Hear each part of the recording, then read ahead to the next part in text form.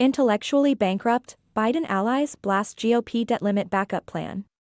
The Biden administration warns of catastrophe if Congress fails to raise the government's borrowing limit in the coming months.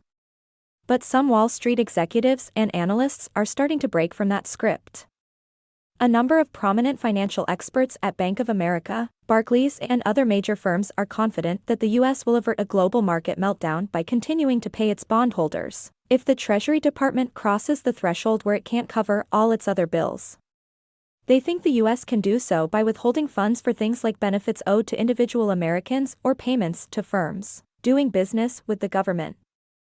It's a view that aligns with those of conservative lawmakers, who argue that payment prioritization on Treasury securities, the bedrock of the international financial system, is a viable contingency plan as they push for budget cuts opposed by President Joe Biden.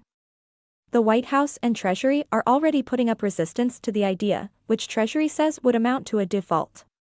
But disclosures over the past several years, driven in part by investigations by House Republicans, have revealed that officials believe the government has the technical capacity to implement payment prioritization, though it would be experimental and risky. Most investors who follow this closely are very aware the United States will not default on its bonds, Ajay Rajadhyaksha, global chair of research at Barclays, said in an interview.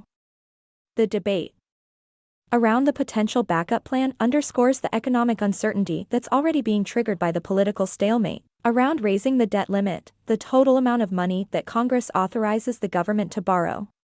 Many on Wall Street doubt payment prioritization would work. It's also a window into the fraught choices awaiting the Biden administration if lawmakers are unable to resolve the impasse.